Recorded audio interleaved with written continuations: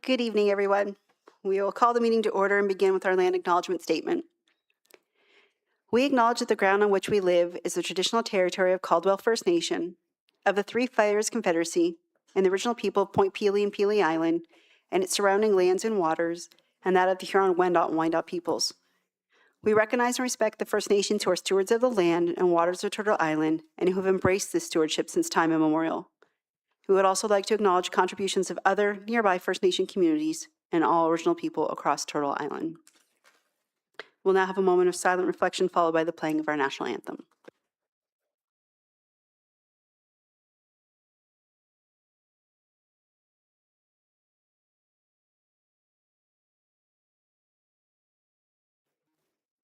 Please stand for the playing of the national anthem.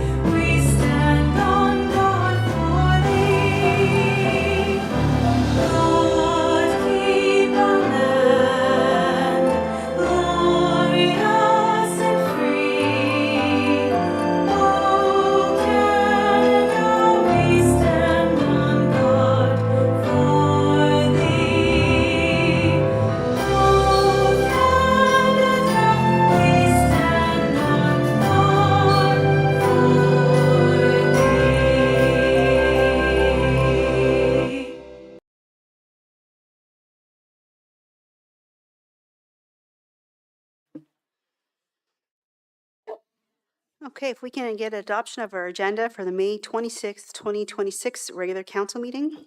Moved by Councillor Richo Spagnolo, supported by Councillor Carrick. All in favor?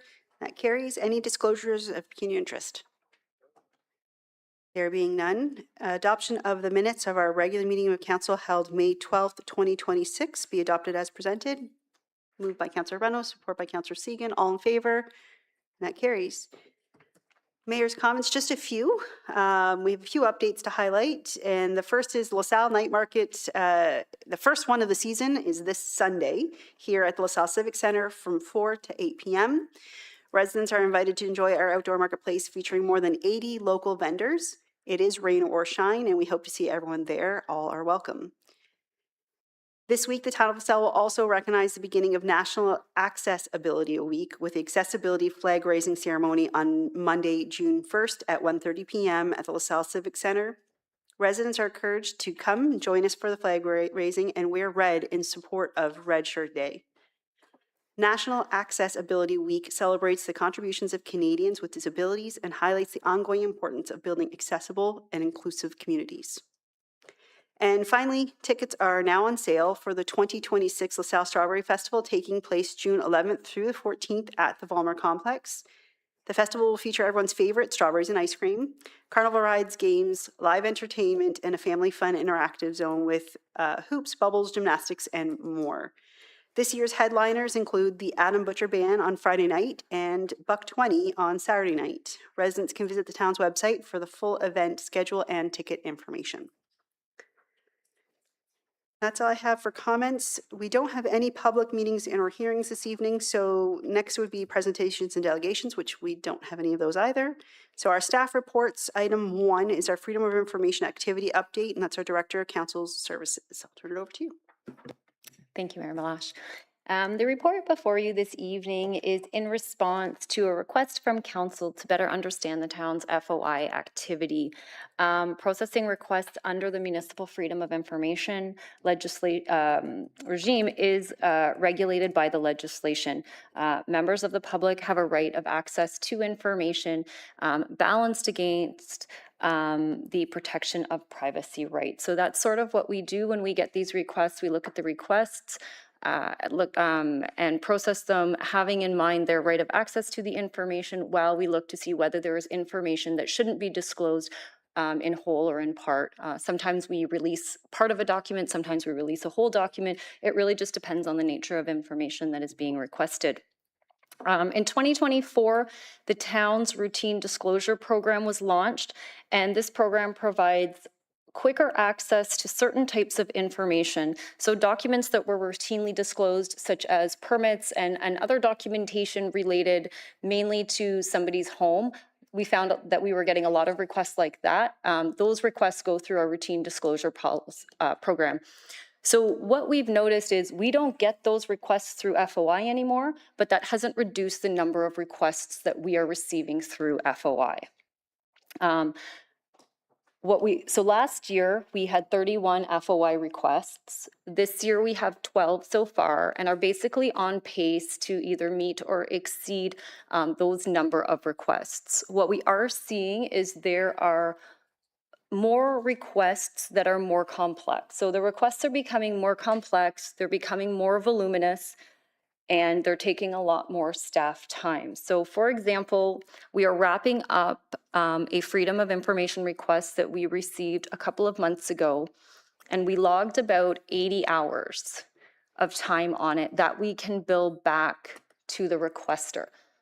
So it was a large amount of documentation that not only us, but other departments had to review and go through and retrieve and provide to us. So that's really where we stand with FOIs. We're finding there's more cross-department collaboration, communication with respect to making sure that we're getting the documents that requesters are seeking. A lot of the documentation that's being requested are planning and engineering documents, reports, external reports from that we've procured on behalf of the town for projects. We're seeing a lot more requests for correspondence, whether it's internal amongst staff or with outside agencies. We're getting more requests for that type of information, videos and incident reports. So we're seeing a lot more, I don't want to say sensitive information, but more information which requires more attention to be paid to whether there are redactions or whether there is information that needs to be withheld in accordance with the legislation. On a good note, recently the legislature adopted Bill 97 was given royal assent, and that included some changes to the FOI regime. And I'm just going to review a couple of them. The ones that really pertain to the town of LaSalle's FOI operations are the ones that I'm going to highlight for you this evening. So they have extended the response timelines. So initially, and right now up until July, we need to provide a response within 30 calendar days. That's going to change come July 1st, and we will now have 45 business days. So that includes weekdays, but not weekends and not statutory holidays. So that will relieve a little bit of pressure on the department, not only the council services department, but the departments that have to provide the records to us for review. We will also be allowed to issue a second extension. So in this instance, if a request is overly broad or requires a lot more time to process than originally anticipated, we can issue a second extension to give the town more time to properly process those documents in accordance with the legislation.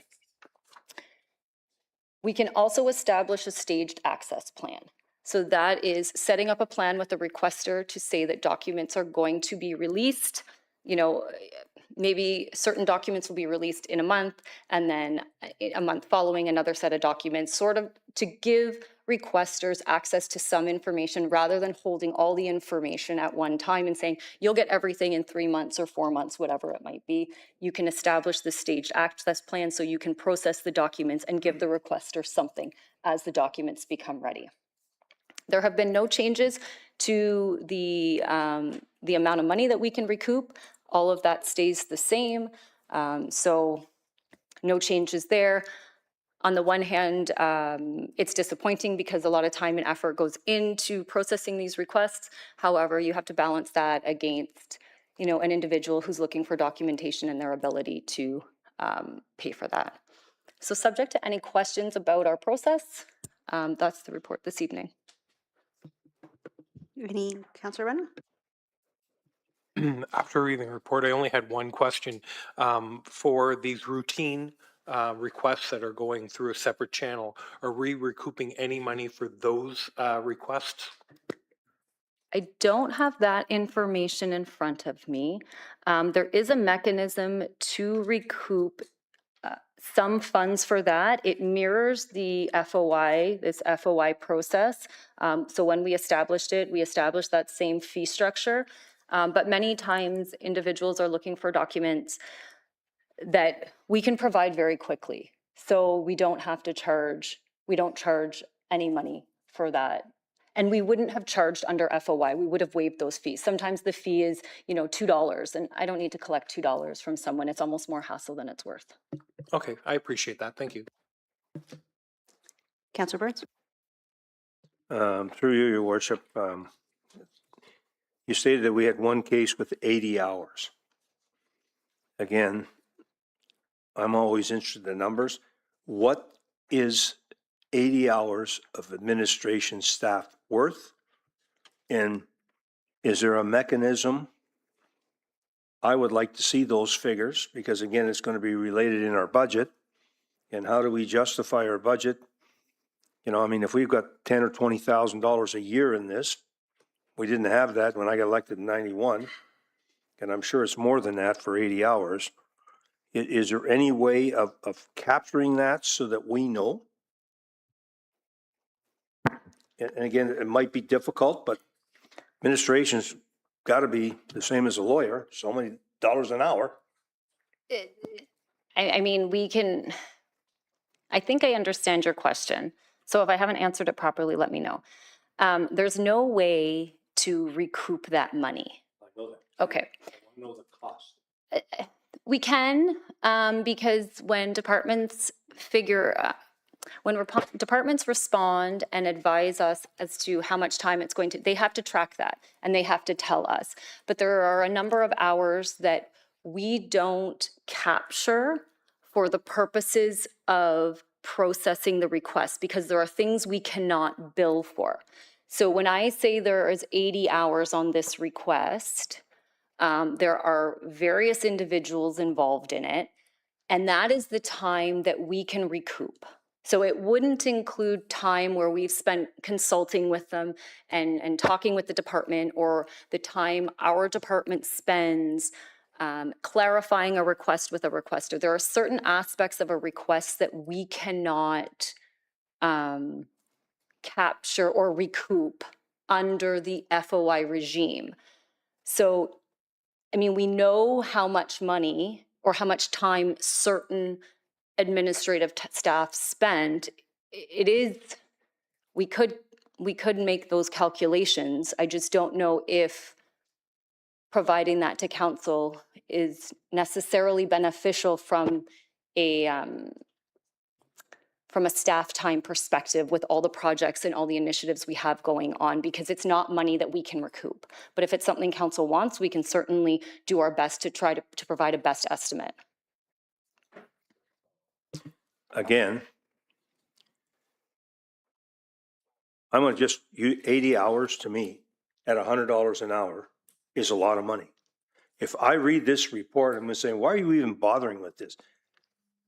Fees collected, $728 does not equal, in my limited education, 80 hours of work.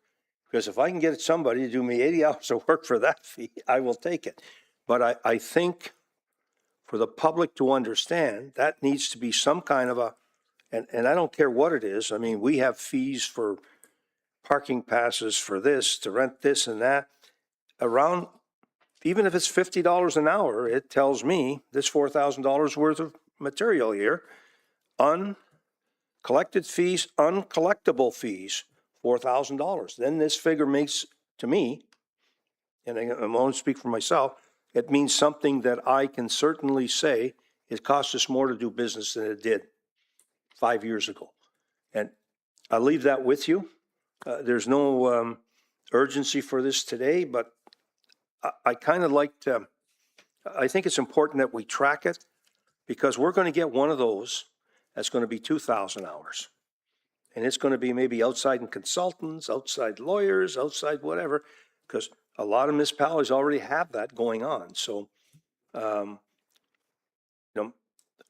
taxpayers need to know where we're spending their money and why. And that's, so, but I don't want it complicated that you have to sit there and figure you got to give it to me within 2 minutes. I'm a guy that rounds up and round down and everything. So if it's a nickel 98, I know I got to give them $2. That's my point. Thank you very much. So I don't need a rebuttal. Councillor Riccio Spagnuolo. Thank you through you to Mrs. Astrologo. Is there a limit of FOIs one requester can request in 1 year? No. So, I mean, as long as their requests are reasonable, there is a provision within the legislation that allows us to refuse a request for it being frivolous and vexatious, but that's not an easy threshold to achieve.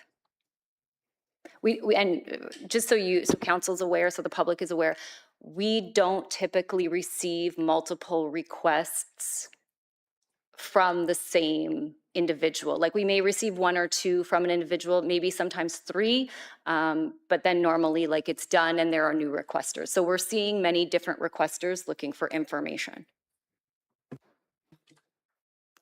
Any other questions or comments?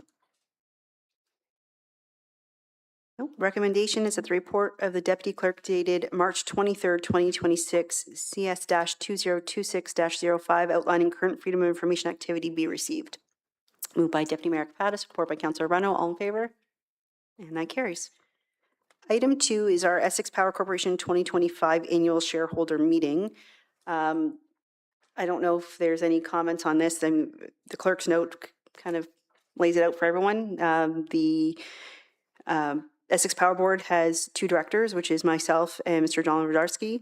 And what they're asking for here is during any of our annual shareholder meetings, we have to be able to vote and you have to have a proxy completed. And so this is requesting that I be appointed as a proxy holder for the town of LaSalle to cast a shareholder vote at the Essex Power Corporation 2025 annual shareholder meeting, which is scheduled for June 24th, 2026, and that Mr. Rodarski be appointed as an alternate proxy holder in my absence.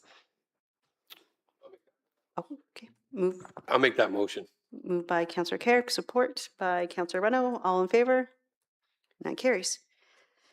Item 3 is the 2026 LaSalle Strawberry Festival road closures, and that's our Director of Culture and Recreation, Ms. Pinero. Thank you and good evening, Your Worship and members of Council.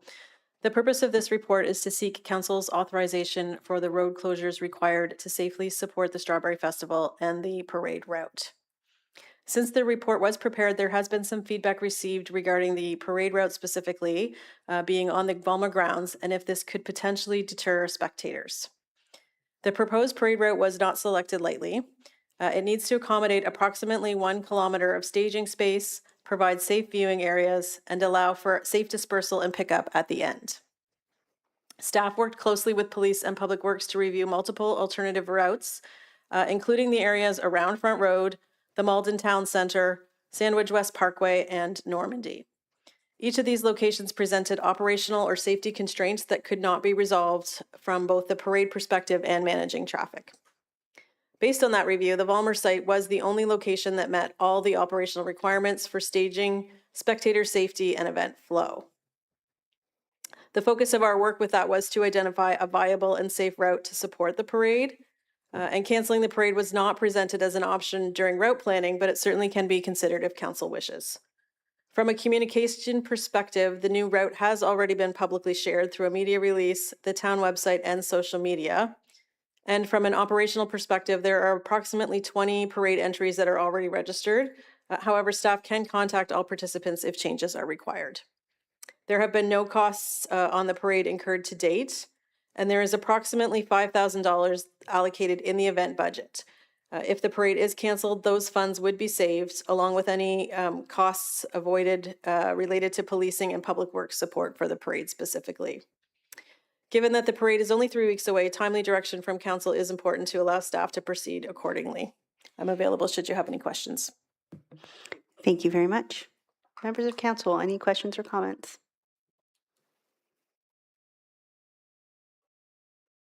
Councillor Carrick. So what's the, am I reading this right? The temporary closures would affect Malden Road how long? Thank you for the question. Malden Road would be, I don't think Malden Road would be closed at all. It would be, Okay. oh my goodness, Laurier Parkway, that would be closed for a short period of time, along with Judy Recker. Okay, so personally, I'm not in favor of canceling anything. I think we've had it every year and I don't see a serious downside other than some disruption for an hour or probably a couple hours. But I think it's well worth it and the enjoyment and the tradition that goes along with it. So I'm in support of having the parade. Any other? Councillor Segan? Through you, Mayor Malash, what is exactly is the route, the staging area and the endpoint? Do you have that already figured out? Thank you for the question. Yes, we do. So the staging would begin near parking lot 4. I'm just looking to Mr. Bisson. So yes, so starting at parking lot 4 is where the parade route would start, and it would loop around the ring road in order to stage. So using parking lots 5 and 6 as well for people to drop off. It would head toward Diot and then across Diot over to Laurier Parkway, and then would turn right onto Laurier Parkway, down Laurier Parkway to the roundabout, and then head back into the Vollmer complex, and then a left. And then it would go around the pond area there and disperse near Legacy Oak Trail School. So those floats that are in the parade that are driving would be able to continue just driving on the remainder of the ring road to exit, and those that require pickup, if they're walkers, we would be able to make use of the Public Works building parking lot for safe pickup of those participants. Follow up. Do you feel that there's enough space for residents and onlookers, parade participants as well along the route? In other words, people sitting with their families, et cetera? Thank you for the question. Yes, we did have some discussion with that as we were working with Public Works on that, and where there are adequate sidewalks and or trail space for families to sit. And we do feel that that is adequate. Thank you. Councillor Rana? Thank you, Worship. I tried to take notes on the parade route, but you did mention earlier that it's been shared and it's on the website. I'm on the event page on our website for Saturday, June 13th, which says right at the top of it, Festival Parade Day. Can anyone in administration let me know how to support the community and tell them where to go on the webpage in order to find the route? Because I don't see it on this particular page, but I'm sure it's there somewhere. I'd like to know how to send people to see the route, because there has been a lot of questions out there, and I haven't been able to share that. Thank you for the question, Councillor Reno. The parade route was on the Strawberry Festival page. We're just confirming that it's still there. It may have been removed when we had some questions. If you go to the Strawberry Festival website and you scroll down, there's a number of boxes and it says Festival Parade. If you click on that box that says Festival Parade,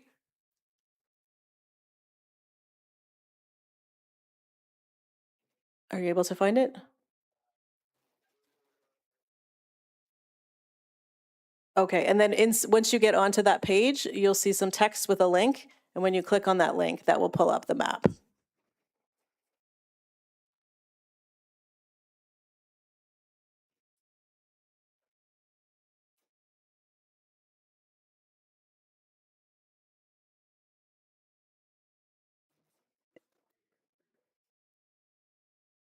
Any other questions or comments regarding the parade? Deputy Mayor? Thank you, Worship, through you. And I realize this is just temporary because of the construction that's going on. So I like a parade, whether it's either riding or marching. And I realize that it's different this year and that we are making an adjustment. And my understanding, I guess, would be through to the folks responsible for the construction or knowing the construction. The construction will be done in time so that we can go back to what we understand to be, and I use the word LaSalle normal, is that correct? And that this is just a simple adjustment this year to allow us to have a parade to start off our biggest festival and to get members of the community out. Yes, that is correct. The construction will be done not terribly long after Strawberry Fest time is done, but, a number of weeks after, but it will be done in 2026. So the front road will be open again for 2027. And again, maybe through to you again, Mr. Osborne, just having lived in LaSalle and then driving, we don't have another run of road that is safe, that's not going to disrupt the flow of traffic. I realize that I've been asked about Malden Road, but having a parade on Malden Road while another road is under construction, from your professional opinion, what would that do to traffic flow within the community? Thank you for the question. Yeah, as Ms. Pinero said, herself, myself, Mr. Beggs, Mr. Bisson looked at this quite a bit of a number of different options around town, and it was really one, the traffic impact that would have closing Malden Road with what's happening on front, and then two, finding those staging and end locations that were suitable for the amount of traffic in and out, and for the the participants of the parade in and out. So it really was the best locations that checked all the boxes. Thank you. One more, Your Worship. To our friends in police and fire, do you have any concerns with the amended route, taking into account that this is just temporary for to make sure that we can have our parade? Through the mayor, no. We met with Ms. Finero and her team, and police have no concerns. We'll be able to staff it adequately. And to our friends in fire, to support the community, least something happened that day? Thank you. Through you, Madam Mayor. We were part of those discussions as well, and we're okay with the alternate route. Thank you very much, Your Worship. Thank you. Any other questions? You brought up a good point, making our residents aware that this is a temporary one-year change. We aren't taking things away from Front Road, but we're all well aware of the construction that's currently taking place there, and this is the safe alternative that's available.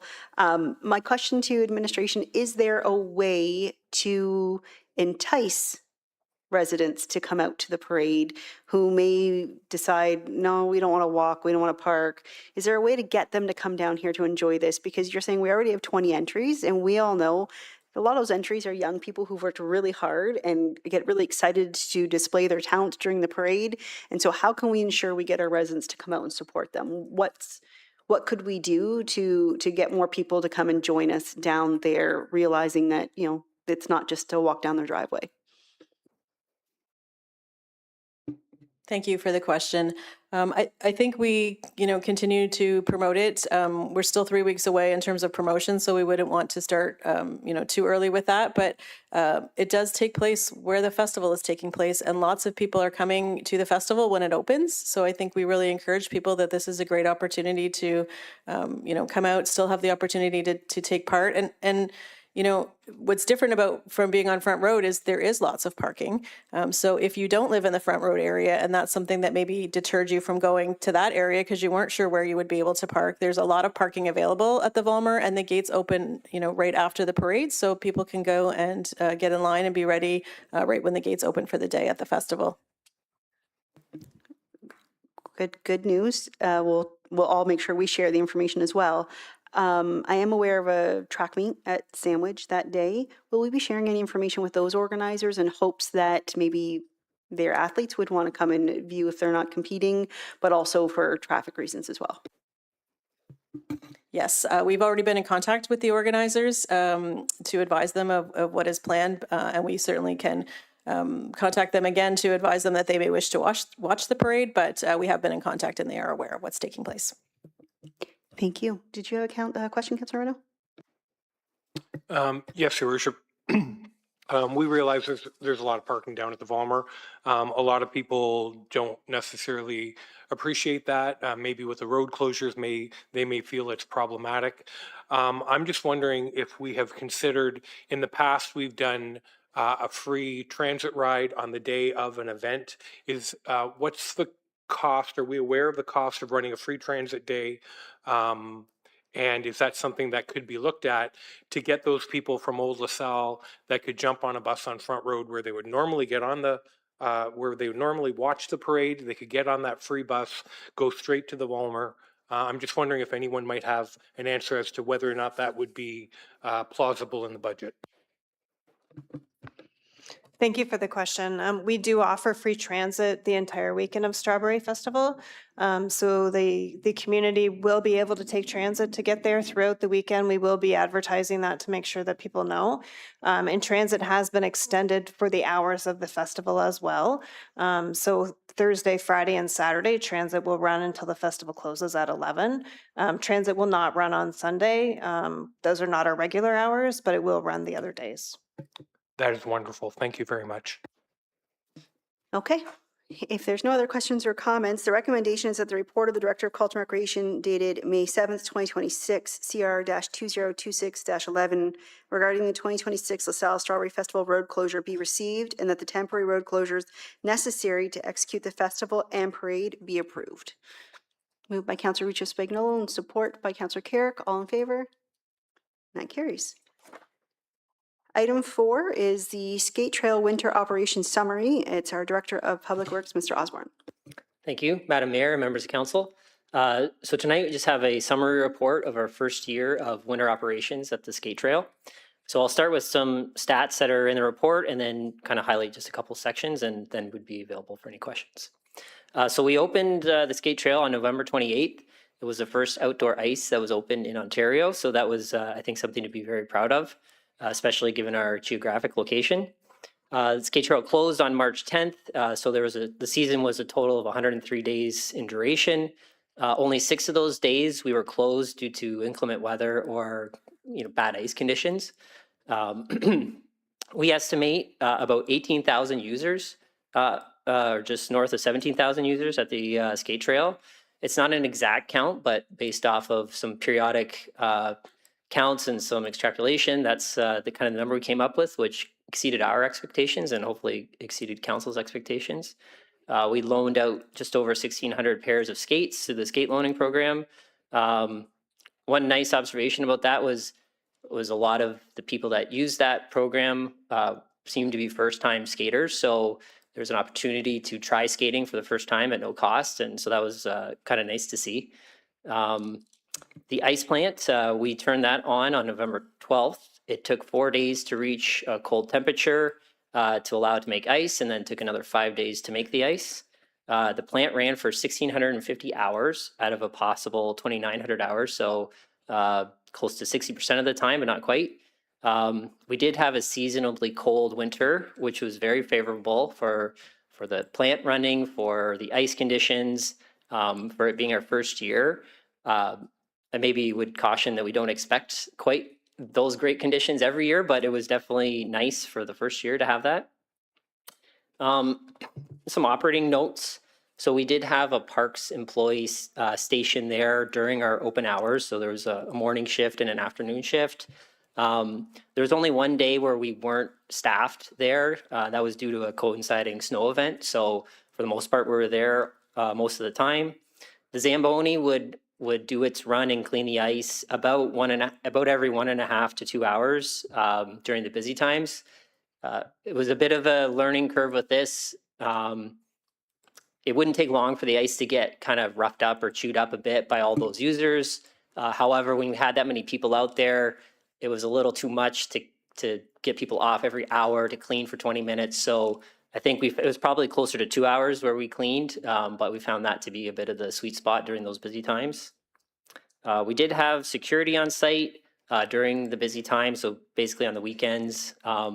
They were a very big help when it came to getting the people off the ice to do the Zamboni cleaning. And we feel they also helped keep the number of incidents down throughout the season.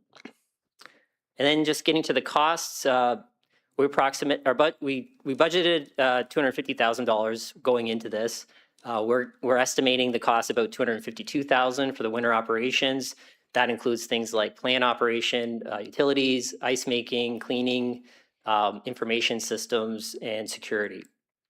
That number doesn't include our parks staff budget. So the park staff are part of our overall parks labor budget, but they do more than just the skate trail throughout the year. So that's why it's not in that kind of budget. But we're estimating about $75,000 worth of staff time costs just for council's information and information. So when we get to the 2027 budget, as that approaches later this year, we'll make some adjustments for the budget discrepancies that we've found over our first year. And then lastly, just a quick comparison to the outdoor pool. So the outdoor pool is open about 90 days. There's about 8,000 people that use the outdoor pool. It costs $130,000 to operate. It does get $60,000 of revenue annually. And that cost does include the dedicated lifeguarding staff that are there for when the pool is open. So they're just to kind of compare the two items that are down there that are attracting people. They're completely different facilities, but just to kind of give some perspective of what each does. So, and I'm available for any questions. Thank you. Deputy Mayor, and then I'll go down the table that way. Through your worship, more of a comment. I live very close to there, and I'm going to tell you something. When I could hear the music, and I'd walk down there with my dog, and I'd watch the people skate. And there's nothing more fulfilling than driving to work at 5 o'clock in the morning and seeing what I would call smaller people on the ice, coming home at 6 o'clock at night and seeing other smaller people on the ice. So for me, I must congratulate all members of the team because it was used. One day I had some friends come down from the GTA who's a goalie and brought his goalie skates and he skated around there. We had about, to my count, 200 people on the trail that day. So it was warm. What I mean by warm, not temperature, was nice to see. It was outstanding community building. And I'm going to tell you something. Once you got the music at the right level, it was perfect. Absolutely perfect. And what I mean is this, it made down by the river come alive. It was filled with laughter and what we wanted. So congratulations. And again, I'm not hoping for a cold winter because now that it's double-digit degrees outside, I'm very, very happy. But I'm hoping that we can exceed usage next year and again be the first in the province of Ontario, and as well, dare I be so bold through her worship, to throw a challenge out to the new mayor of the city of Detroit that if we can get ours up and running and keep it running because we're 3 miles away from each other, that we should be able to outlast Campus Martius in the making of ice, the creation of ice, and getting a proportionate number of our folks out skating. So congratulations to everybody. I absolutely loved it. Councillor Reno. All the nice things I was going to say have just been covered by the deputy mayor. Congratulations. It is exactly what we wanted. I don't recall going past there, even in the rain. I don't remember going past there and not seeing people enjoying the ice, enjoying the experience. I have good friends that live in the neighborhood. I grew up 3 houses from where the skate trail is today, and I still talk to a lot of those people, and they were overjoyed with the life that was brought to Front Road. And in the big picture and what we're trying to accomplish with Front Road, I think you guys hit it out of the park. You know, from where we sit, from a governance side, you came to us 6 months before and said it's going to be about $250,000 to run this. Whether it was or was not, you guys came in right exactly where you projected. So congratulations for delivering exactly what you promised. My only question, just for conversation, I realize that it takes utilities to build the ice. I'm just wondering, what's the difference between the 99,000 in ice plant operation and the 60,000 in hydro, gas, and water to make that ice? What's the difference in those two fees? And just a little bit of insight would be helpful. Yep, thank you. I'm maybe first going to say I appreciate the thank you.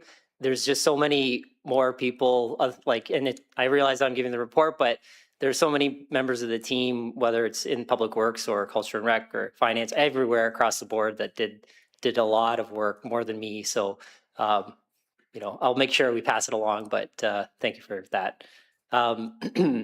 The difference there is really the cost of the actual utilities versus the TSSA requirements and the regular checking of the plant that we have to do from that standpoint. So because of the way we're staffed there, we had to have our refrigeration contractor come to do regular checks and do regular things there from a TSSA standpoint. So that's really where that contract, that $99,000 is versus the cost of the utilities. Thank you very much. And a supplemental, just back to the good things to say.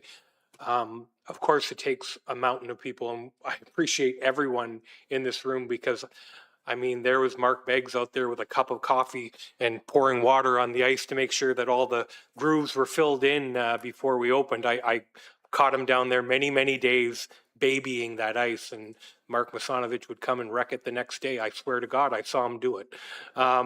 But I realize everybody in this room, I'm sure somebody tripped on the ice and Dom's going to get a phone call. I don't doubt that everyone in this room played a part in the success, but I guess the final thanks is the report is very clear, and the extra caveat about the pool, the extra caveat about the number of people that were able to skate and loan skates for free. Those really are the nice little extras that are the things that really make this a success and really show how much of a success.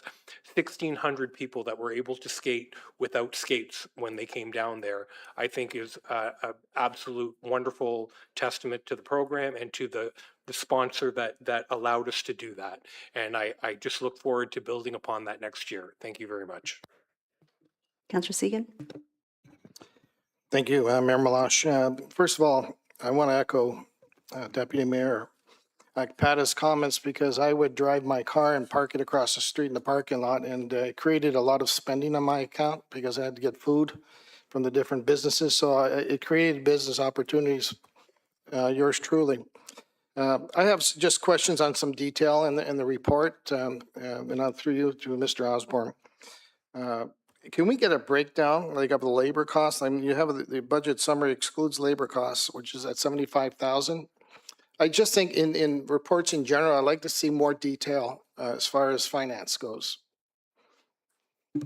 Yep, and again, that's an estimate just off the number of hours we were there. Our budget, it can't point to a specific line item in the budget. Maybe Mr. Langley can help me with this one, but that 75 is within the line item for our parks labor budget. So we just extracted the number of hours we were there and about how much it costs to have a staff member. So it's in our budget, it's just in a kind of different place, and it's not kind of parceled out specific to the skate trail. Because on any given day, you know, on a normal winter day where it's busy, yeah, that staff member is there all the time. On a day where it's maybe not being used very much, or a warm day or something, that park staff member might be going off to do something different. It kind of depends, and it will depend season to season. So that's why we kind of put it in there as just an estimated number based off of the shifts. But we could certainly give you some more detail on that if you wish. Okay, and with that, I notice in many of our reports, we don't speak about overtime and have a figure as far as that, because if we're going to look at efficiency, especially when we get into budget for the next cycle there, we really need to, from an operation point of view, know if it's impacting that way. And that's not just here. I mean, just a thought that's been on my mind in some of the reports we see, why we don't see a separate item for overtime, because that's one area sometimes you could troubleshoot in order to reduce spending. So that's just a comment as far as that, unless you have information. I can add a little on that. As far as I know, I believe that number, the overtime is kind of, the overtime we spent here, is it baked into that 75? And generally we did need to use some overtime for the skate trail. So mainly to make ice at night. If we had to make ice overnight, because that's the best time when there's no sun to make ice, we would spend some overtime on that. And then to cover any shifts, if someone was off, just the way just based off the number of staff we have, we'd have to use overtime to potentially cover a shift if someone called in sick or something like that. But I believe that's in that 75, but again, we can provide that detail. Okay, and the question was already asked about ice plant operations and utilities. What exactly is in that, you know, as far as figures go, what is spent on each item? Another question, contracted services, cleaning, security, information systems. Can we get a breakdown on that as well? I mean, I know security, we're going to be talking about security in the next report that's following this one, just so we see, well, how many bodies are we doing? What is it costing for security? Because that was a question that I asked for a report for previously. Any comment on that? Yeah, I believe security and cleaning are the main components of that 21,000. So I think security was over 10, just over 10. Cleaning was just under 10, and I think that information systems was a couple grand, 2 or 3 grand based. That's the technology that's used to monitor the plant and the security system that we require to have down there. So I believe just north of 10,000 was the security Yeah, component. I'm of just that. wondering in future reports, we get some more Okay. exact figures. I think Councilor Burns was going down that road a little bit there. So I would appreciate that. I have one final question, if you don't mind there. Do we make any revenue off the food trucks? Is there any revenue to be made there? Because if there is, it should be in the report. I don't believe so, but I might defer to Ms. Finero. Do they pay like a vendor fee to be able to park the truck there, for instance? Thank like you we for the do night question. markets? For the first season, we did not have a fee associated with them attending. They were invited to participate just in terms of getting the programs up and running, but that's certainly something that we can look to for the future. Yeah, because some provide a percentage of sales, and certainly I think it's great what you did to get them out there, by the way, because people are asking all the time. I talk to them, can't we get some kind of food, beverages, etc. So overall, I just want to thank you because I think it was a great success. Thank you. Councillor Richo Spignol. Thank you through you. So thank you for the report. It was excellent. It was very nice to see whether you're driving by or whether you're walking by there, the all ages just enjoying this skate trail. It really was a beautiful sight to see. You asked my question about the vendors, but I do have a question to possibly Ms. Finaro, Ms. Hadre. I was approached by a couple of businesses in LaSalle, actually just asking the question of, are we looking at doing sponsorships for the warming tent? I think it's a great little revenue pickup that we can possibly do if we had like something that we can promote to some businesses. They wanted to put their names around, just might help with recoup some cost. And then also the vendors as well. I'm glad that you're going to look into that for this year coming up, because I think it is good to have multiple vendors at different times or different weekends, but of course charge a fee for that. So at least we're recouping some costs that way as well.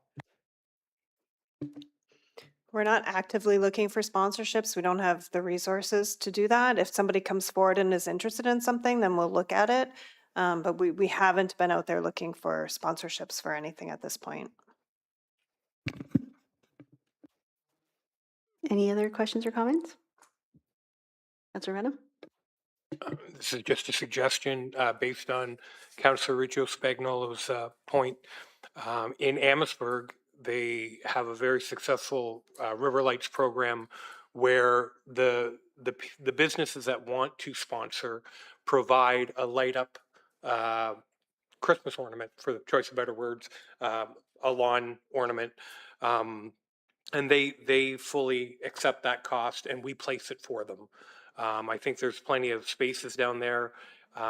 Possibly between now and next Christmas, we might be able to look into an opportunity where those businesses might be able to purchase a light up snowman or a light up, and it would just enhance the holiday vibe down there, and it would allow them to get some sponsorship down there on their own terms. They can choose whether they want a $2,000 light up or a $10,000 light up, but that's something that always impresses upon me when I go to Amherstburg to check out their river lights, is that there's a business name associated with each one, and I make note of that business. So it's just a suggestion moving forward that if we did decide to go to some type of sponsorship, it might not take a lot of man hours if we were to offer something like that. Just a suggestion. Okay. No other questions or comments? Yes, obviously, congratulations to everyone because it was a huge success. It was something we heard from community members that they wanted to have things down by the river year round. We have a great waterfront community. We get to display that in the spring and summer months, but come the winter, it becomes very quiet. And so I did hear from a lot of residents in the area that they loved the liveliness. They loved seeing people out walking and using the trail. And so it's great to see that area being used year round. I think it's important to note that anytime you start a business, a new festival, a new event, no matter what it is, year one is always a struggle. And yet we've proved it can be very successful with hard work, And we learned a lot. And I know, so when we talk about food trucks, I think we have to remember that when we did last call before fall, that first year, we had a very hard time getting food trucks to come out because they didn't know what it was. They didn't know what the attendance was going to be like. They need to see I think a few years of success of what we can do down there before we're going to start seeing maybe more people trying to be there and commit to it. But I think we also have to realize it's the winter months and a lot of food trucks are closed. They wrap up for the winter and they can't come down. So I think we're going to have to start getting creative on other ways to maybe get some things down there. And, if we can possibly get some funding from upper levels, maybe there's other avenues that we could go down to get other types of little shops down in that area that are maybe some temporary in nature. But I think for year one, it was really good. I do love the idea of sponsorships from businesses. And I know we've talked about this for every event, everything we do. But I also know part of the 2026 budget was a person to take on that role. And so hopefully we can get to that point where we can have a real sponsorship program throughout the entire town, not just for our events, but for parks and benches and everything else that we see, because I think there is money out there that's being left on the table that we could use, but unfortunately we just don't have the resources right now, but we'll get there. And I think, again, this is year one, and I think we've done a really good job, and I think that we learned a lot this year. And I guess that's my only question is, when we look at the breakdown of the fees from this year, what did we learn? Are there ways to save costs going forward, or is this pretty much what to expect? At this point, I don't know that there's a really anywhere to cut based off of it was a success. I would hate to kind of go down from what we had that year. I would even maybe caution that because of the favorable weather, our electricity costs next year, if it's not as cold, will likely be a bit higher. So again, as part of the 2027 budget, we'll likely be building in, a bit more of a cushion there for that type of thing. So I don't really know where there's a place to cut without kind of inherently cutting the level of service that we've kind of established. Appreciate that information because, like I said, we learn a lot. Mr. Maher, do you have? Thank you for allowing me to speak. Some of the non-monetary things that council should be aware of is the 65,000 people that we're attracting down there. And how I get that number is 18,000 people for the skate trail, 8,000 people for the pool, 40,000 people for the event center. We're attracting over 65,000 people there on a road that carries 25,000 cars a day. And so from an economic development standpoint, that goes a long way to show businesses. So for example, you want more businesses out there, this helps us really refine and solidify what that means down there. And that gives an opportunity for businesses to look and say, wow, we can service people that are relatively close. And so those are some of the non-monetary things that council should be aware of and be proud of, because that is actually absolutely what we try to do at the LaSalle Loop. We will continue to provide that service, and it just continues to grow. And so as Mayor Meloche mentioned, again, the first year we didn't charge for food trucks because we couldn't tell anybody how many people would show up. Now we have this for next year and the ability to do that. So it's some of the things that we really need to look at as a whole. And there is just some non-monetary things in here that, over 65,000 people are showing up there. I think Councillor Segan said it brought him to some of those businesses. It probably brought other people to some of those businesses. So those are the things that really have to be looked at as well. Thank you. I appreciate that because I think that's the point of the whole LaSalle Landing project. It's to bring people to that area, but to bring people to that area 365 days a year. And we've had a hard time over the years getting businesses to invest in the Front Road area because they just didn't see that traffic going through who wanted to stop and enjoy a meal or have a hot chocolate or have a drink or whatever. We're seeing that now because now we're showing them that there's enough business year round for them to be able to go down there and relocate their business and support their business year round. And so I really think that we're moving in the right direction.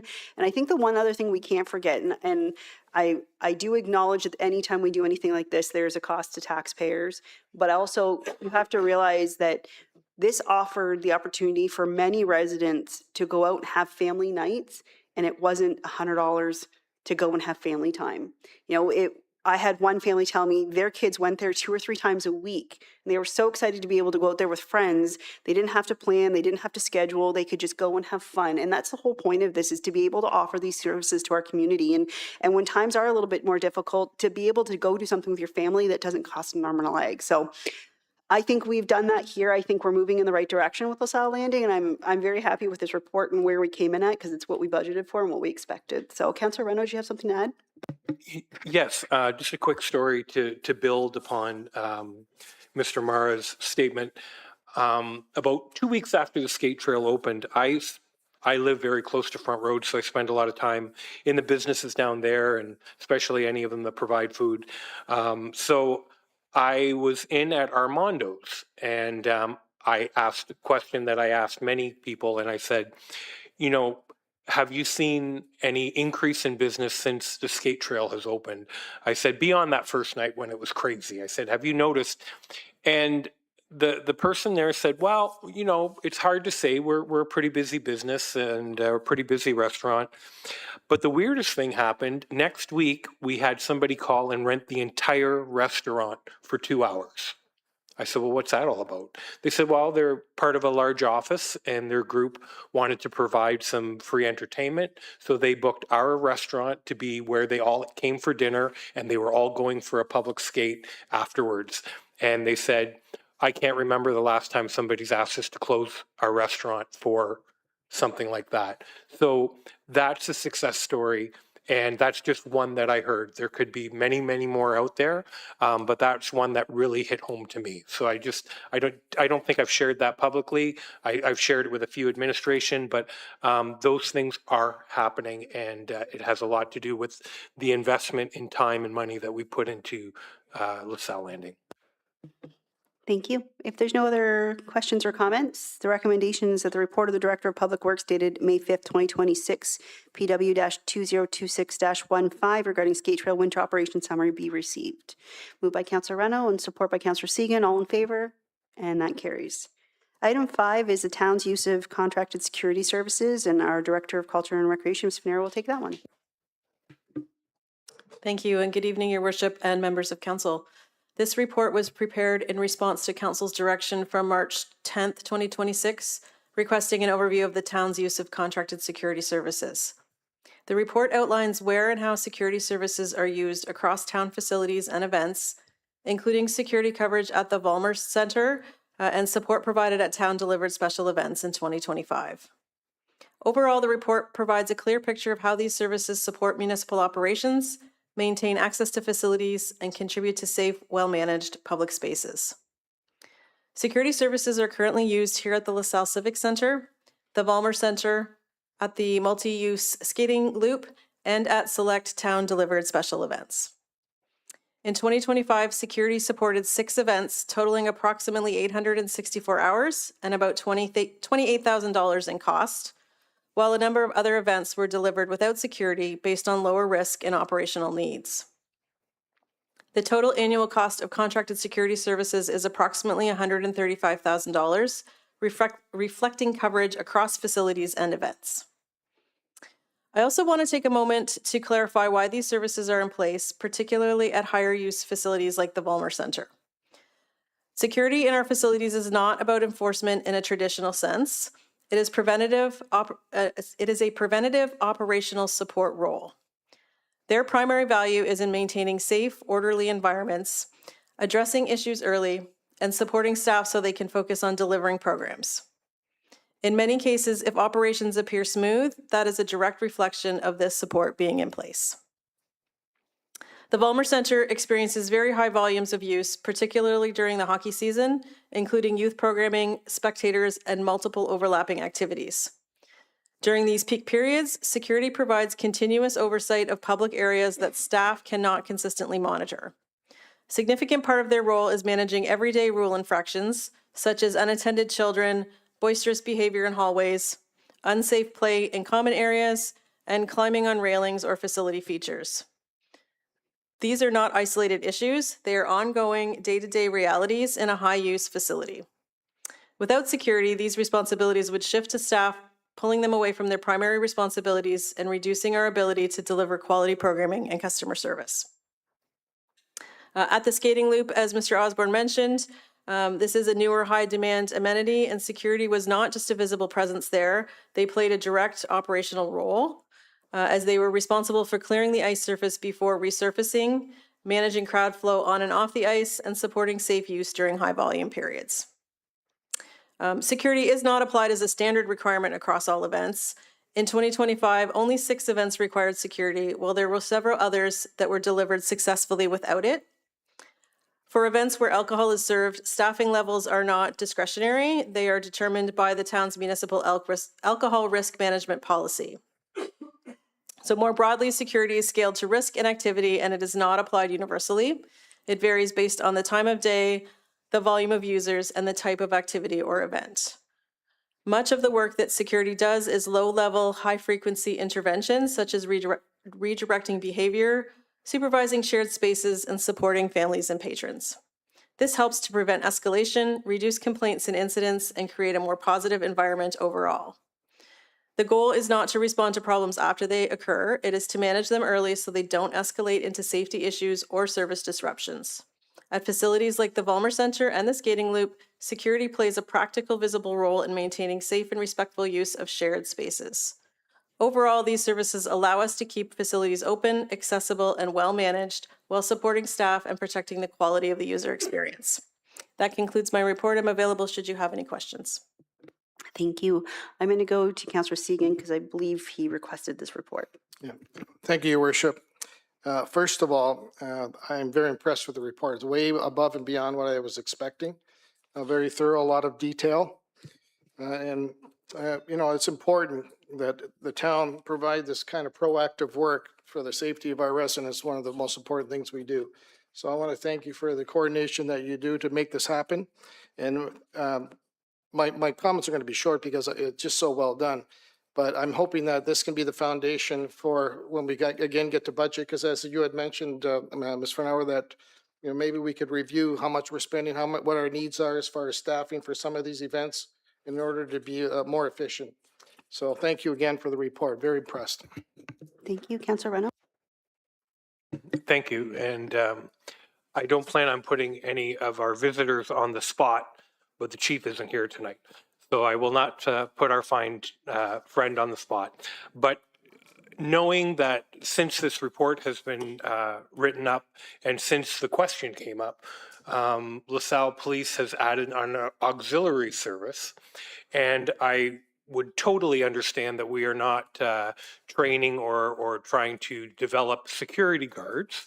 I'm just wondering if moving forward, if there could be a small presentation possibly as to introduce council as to what the opportunities are for that service and if they may be able to cross over with some of the security needs that we have moving forward. Because I'm just, personally, I'm unaware as to what their role will be in the community. But I know that this is a new initiative that we're all learning about. So I won't put you on the spot tonight, but I'm just hoping maybe you could bring the message back to LaSalle Police Service that maybe a small introduction to the service in council chambers may be warranted and possibly how we can use best use our auxiliary moving forward. Thank you.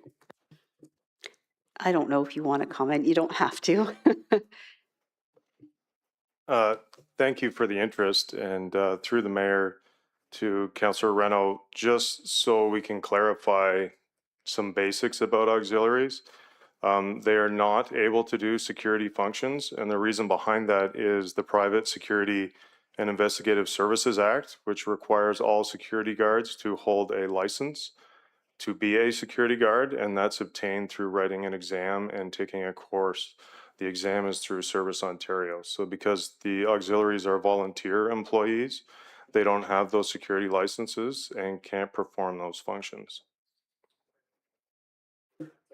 And we will send a message back to Chief and maybe he could provide us with a brief summary of what roles and responsibilities, though I believe we have 7 it's 7 members, can do, because we've had that conversation at length of what other areas and events do the town host that they could be of service, understanding that they always have to have a direct supervisor. So that is part of the challenge as well. So we'll definitely refer that back to chief and see if we can get something back to council so that we know where and when they can be used.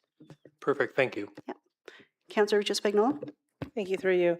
It's great to see a presence of the security at, specifically at the Valmer. I do have a question. I know you highlighted a few of the duties that the security does. Do they do walkthroughs in the changing rooms and dressing rooms? The reason why I ask is obviously we know that there were some thefts in the changing rooms, so I just wanted to see if that is something that they can do. And also at events, I've been at some events and I've hosted events at the event center, and I think I've had this conversation with Mayor Malash, with crowds of people coming in with bags, and there's no bag checks, but the security's in the front. That sets an alarm to me as an organizer, or to possibly other organizers that I've spoken to. Can they do checks in that? Or like sometimes we have our LaSalle police that are there. Are they able to do bag checks just to make sure that people aren't bringing their own alcohol or any negative things that we don't want at these events? Thank you for the question. For the first question with respect to the changing rooms, I don't believe that we have had security do actual walkthroughs through the change rooms. I have seen them be stationed outside near the pool. However, I will note that we do have a walkthrough that happens from our aquatic staff. The main purpose of that is to check to ensure that everyone in the change room is safe and that there's no one who's fallen ill or injured. However, that also acts as a deterrent, for thefts and those types of things. We've put some other things in place, such as we have smaller lockers that are available now on the pool deck for people to lock up valuables like wallets and phones, and those are in an area where there's a security camera. So we do encourage patrons to use that method to protect their belongings, and also not to bring anything of too much value, because we have experienced those thefts even when the lockers have been locked. As far as security doing walkthroughs, I'm not entirely how that would be viewed by the public, walking through a dressing room where someone is changing, but that is certainly something we can explore if we continue to have issues in that area. But I think as of late, we've not had any issues that I'm aware of. With respect to your second question in terms of bag searches, when they are town executed events such as the Strawberry Festival and Last Call before fall, we do have security perform bag checks to ensure that they're not bringing in any unwanted, whether it be alcohol. We've had some other things confiscated. When it's a third-party event, that would be up to the third-party event organizer to determine if they wish to have those happen at the start of their event. Okay, thank you. So would it be up to the third party? Because I've hosted events at the event center with our LaSalle police there, or our own security guards, but then also the security guards that are paid from the town there as well. So I have a question then. Would it be up to the organizer then to then hire their own security guards to do those checks? Or would we just communicate that with you to have these security guards do those checks? And like us pay the cost? I guess it's a little tricky, or like the organizers paying the cost of those security guards since they're coming to our third-party event. Because we've had security guards from St. Clair College or different events, just such as like Play for a Cure, things like that. I'm just trying to wrap my head around how, when these, I'll give an example. We were at a Halloween event. There were about 4 security guards at the front, a couple at the of your security guards, and all these people were walking in, but with like bags and things like that, that we were kind of questioning, do they not get checked? So that's where I'm at, because there were LaSalle police officers there as well at those events. So would that be something LaSalle police would be doing, or something our security would be doing? I guess that's just so I can relate this information to upcoming events that are coming to the event center.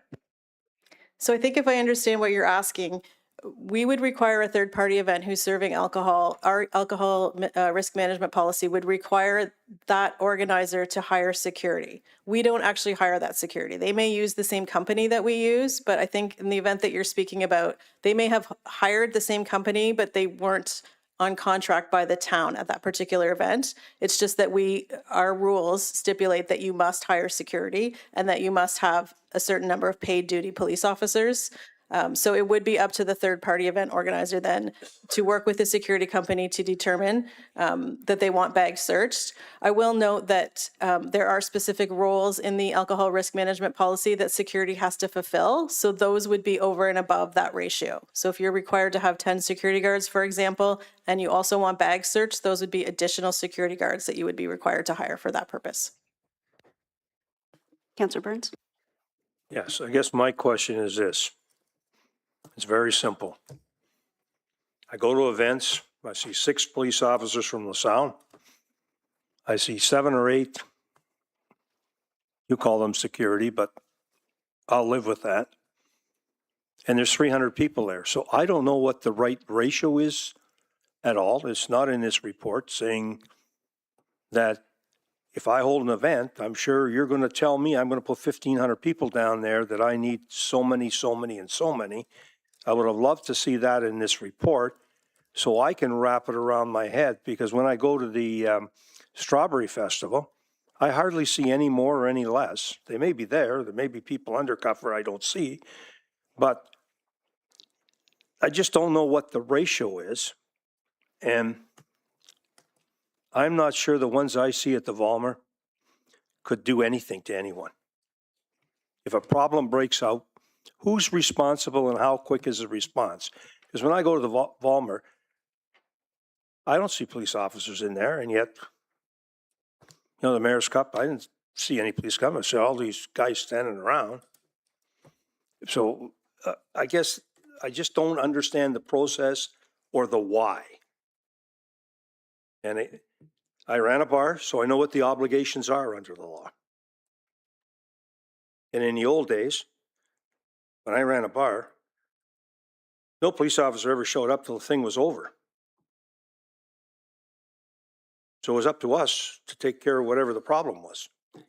It's not like that today, thank goodness for that. But, and there's a lot more issues today than there were back then. But I count heads of who's there, and I want to know the why. Why are we have this many at this event, the next event we have half that?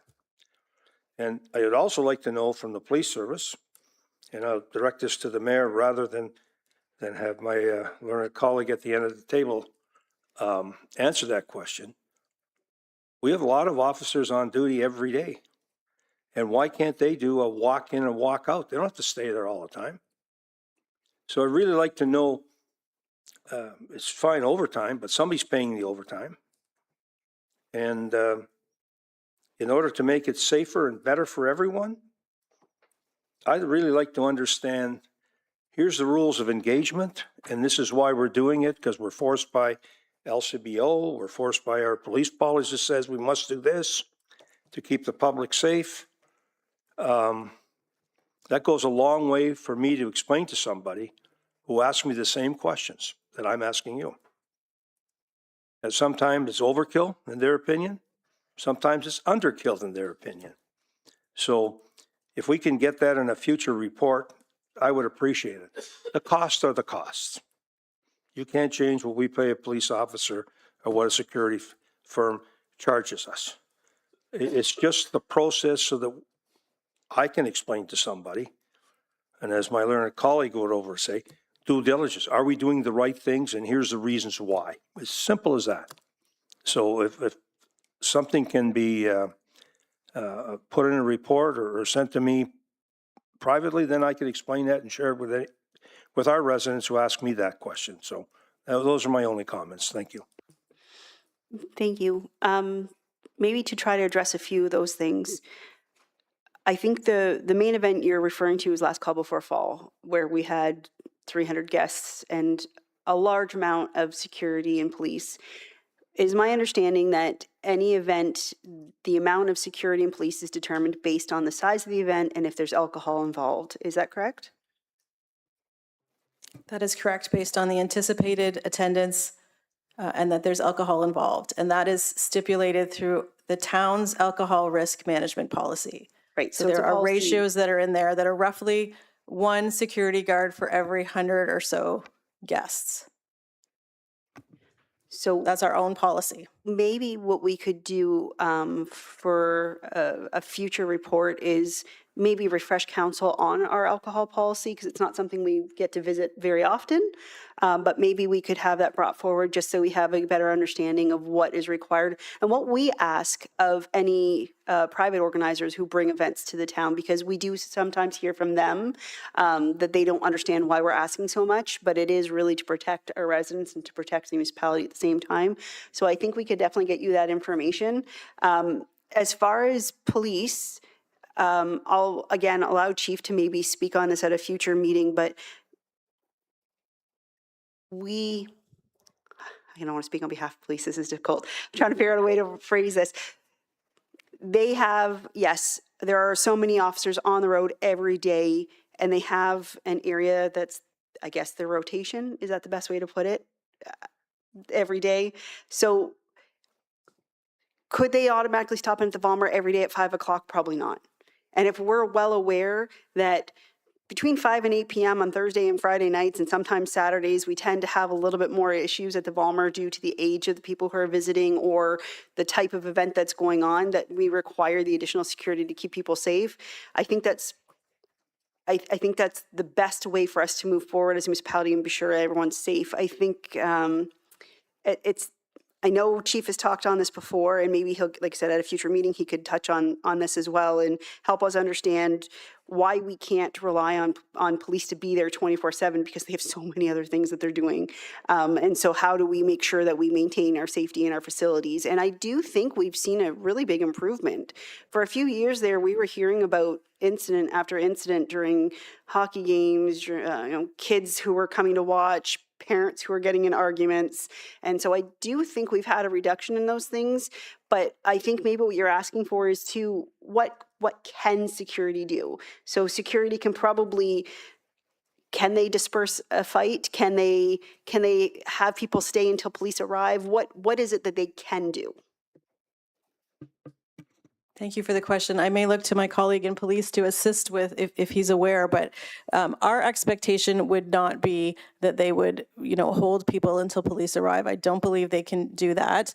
We likely would not even ask them to necessarily interfere physically in a fight. Their role really is to try to deter and prevent things before they escalate. So if they see, something escalating where they can step in, or they're calling police and advising our staff so that we can be prepared to respond. Okay, thank you. Do you have anything else you want to add? Do you want a formal report coming back to council with the alcohol policy and any other information? I would just like to know the ratio. Do you want to put your microphone on? I would just like to know the ratios so it makes sense. And that one that you're talking, there were 4 to 6 police officers and 10 security people for less than 250 people. And you say 100 per person, does that include the vendors that are going to be in the room? I mean, Our policy is online. We were able just to pull it up real quick, so we can send that to all members of council to review. And it has all the numbers and the breakdown on the alcohol policy and what's required online, and we can get that to you right away. Like I said, I don't want to use last call before fall as an example because it's a ticket sale event. So we plan in advance in hope of ticket sales. And then you've already hired your security and you already have the police scheduled for that evening. I don't know how easy it is to make those changes in the last day or two before. Plus, we have a lot of people who end up showing up the night of, and then what, right? So I think that's a difficult situation, and it's not one that I want to be able to have to make the call on, and that's why we rely on our administration for those great decisions. So we will have administration send you, if you could, just a link to that report to all members of council. Questions, Deputy Mayor? Thank you, Worship, through you. Simply based on my background and looking to the barrister and the officer here, I can answer some of my colleagues' questions. So let's make sure we understand something. We're in Canada. The Charter, Section 8, says there's no unreasonable search and seizure. Therefore, we can't just arbitrarily pat people down. And police officers are bound by the CSPA, which is the Community Safety Policing Act. They cannot detain people arbitrarily. So to support Ms. Finero, a security guard bound by the legislation has what's called 494 arrest authority in the criminal code. So if they see an offense, they may. Doesn't say they shall, they may. So again, deterrence is by having these folks walking around in coats or jackets that identify themselves as the eyes and observers of the municipality. Based on my previous experience and some of the previous work that I've done, it's very simple, is that just like a spare tire, everybody here has a spare tire in their car, in their trunk. Nobody can tell me if it's inflated right now. Nobody. Unless, of course, you're that person who checks your car every day. I've got to believe that Mr. Osborne and some members of the Public Works team would know, right? But the problem is this, is that when you break down at the side of the road and you have a flat tire, you still need help. So from my perspective, and again, I was there at that function, and we did have a number of officers and a number of security guards in anticipation of the people who were supposed to show. If they don't show, we still have our obligations to ensure safety. And again, simply along the way the world has gone and the way the world is going, I would rather have 4 or 5 members providing security, standing about, appearing to do nothing, but acting as a deterrence. It's like having an umbrella when you go out to a picnic. If you don't open the umbrella, you're sorry you brought it, but when it rains, you're happy you have it. I view security that way. And so when I was coaching with LaSalle and watching my colleague here referee, we had some encounters at the Volmer that were not in line with the values of our community by some folks. And I'm comfortable to say that by having these security guards there, I've seen a reduction in poor behavior. It hasn't gone away. They're not going to make it go away. But I think it's incumbent on us and all the people in this room to provide the safest environment we can. There's a cost for safety. There's also a cost if we don't provide the safety. And again, looking to my colleague, the general counsel, again, I've talked about search and seizure under the charter, which says we can't do it. So I just want to make sure that my understanding of the charter is correct so I can just help my colleagues understand, and that what these folks are here to do is to observe, report, and prevent, and might not necessarily jump in, but it's incumbent upon the municipality to provide the safest environment we can, that I say, and I paraphrase, that we may have a duty of care at all of our functions to ensure that the public feels safe, welcome, and that we do our due diligence in providing the safest environment we can. Sir. Through you, Mayor Malash. In general, and a lot of what you said, I'm not a charter expert by any means, but in terms of how the policy itself is crafted, and I had a hand in doing this a couple of years ago with Ms. Finaro and her team, we don't even specifically call out security. There's event staff, and you'll see when you do have a look at this, the policy, the ratios we're talking about, we refer to, there's bartenders and servers, there's a certain ratio for them per number of attendants, and then also floor monitors is the defined term. And again, right from the policy, it's to observe guest behavior, monitor them for intoxication, respond to problems and complaints, and then refuse service to intoxicated persons. So again, I think a lot of what we have here is in line with good standard practices in terms of what would keep the municipality safe, and it also would be in line with what Deputy Mayor Akpata is speaking to in terms of their primary role is that of observation and then to, try to get ahead of situations before it escalates to that. So the way this is crafted and the way that we approach these events, I think is fully in line with what we would be expected to charter or, just as a good municipality otherwise.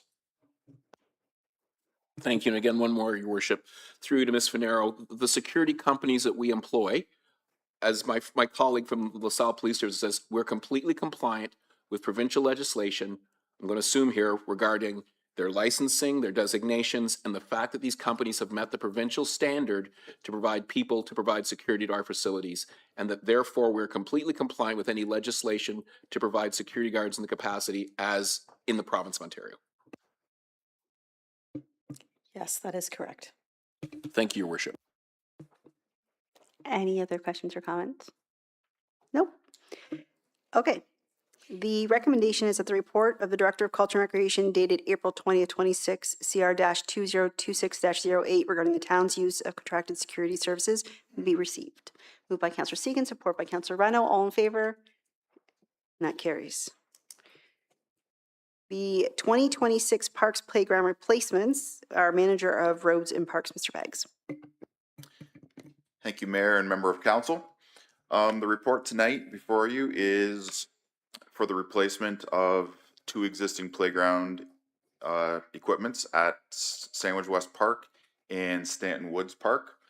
And they are both funded through our 2026 capital budget of $300,000, which was set aside for playground replacements.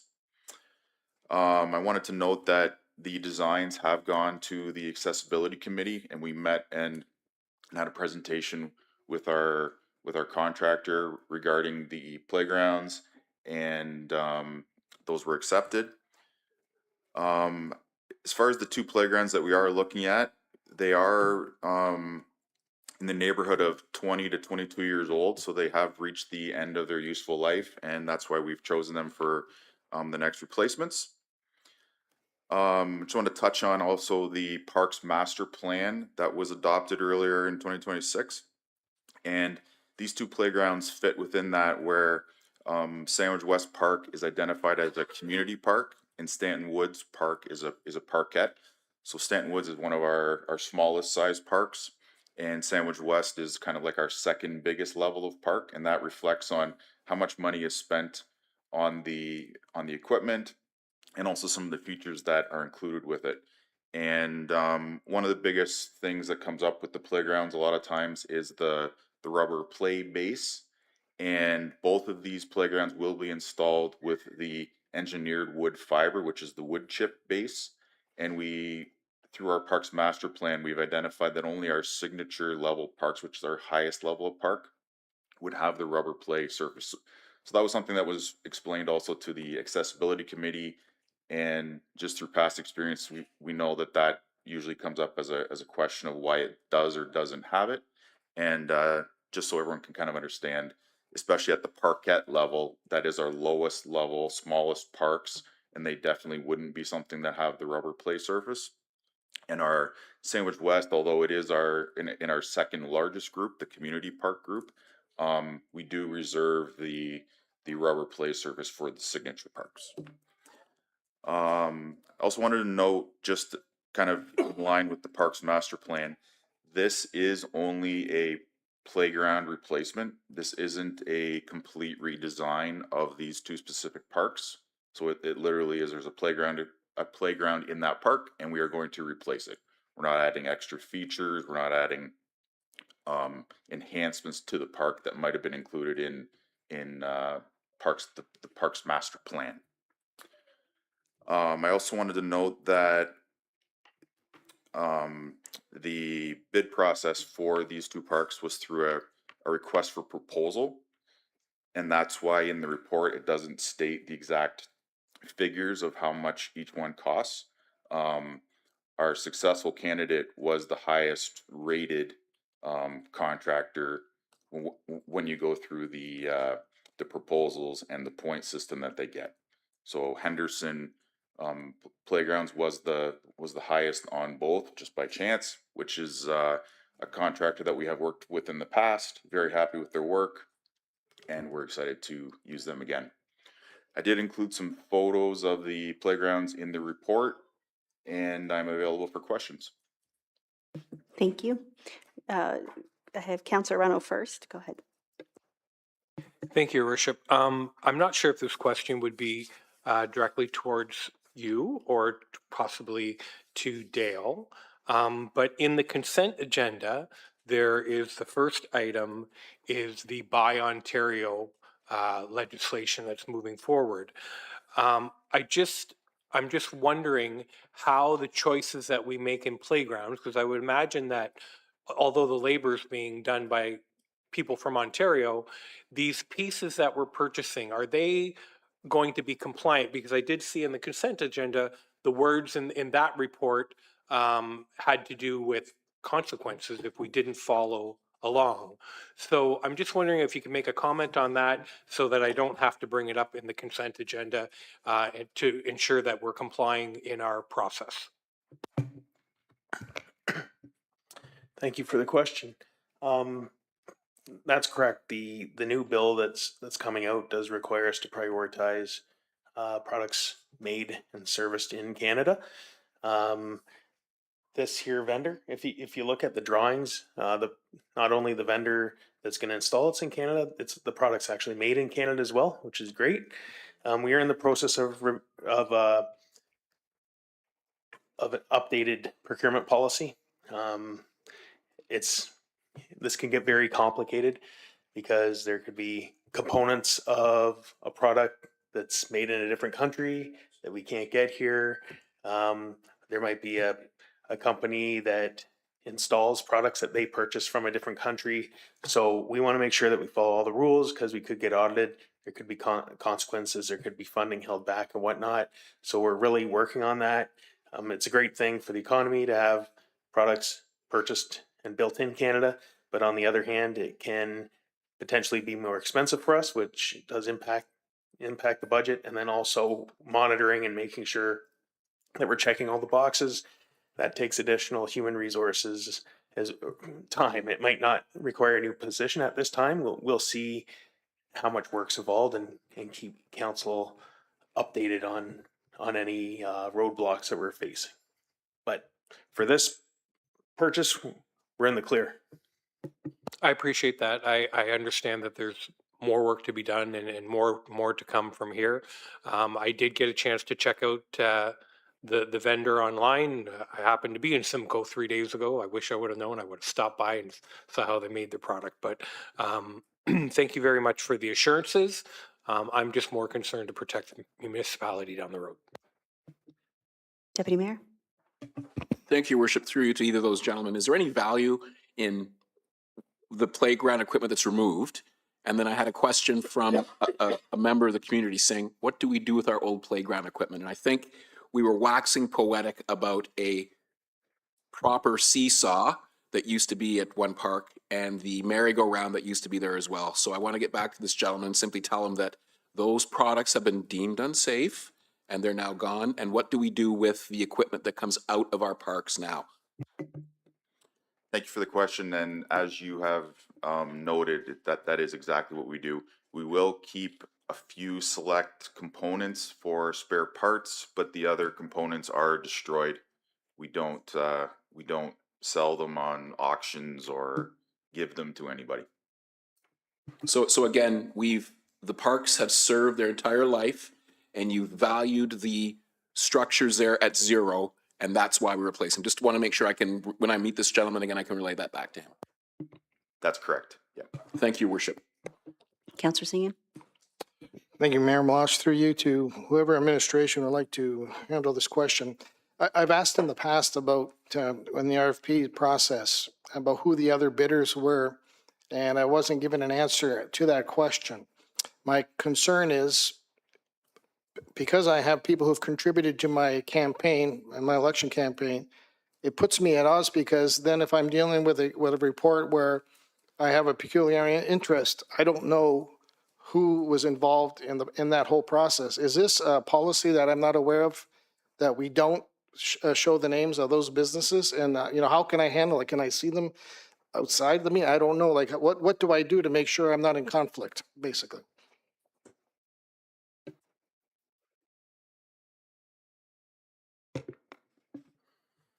Through your worship, there's different rules, especially within RFP, because it's not based just on price. It's based on a score.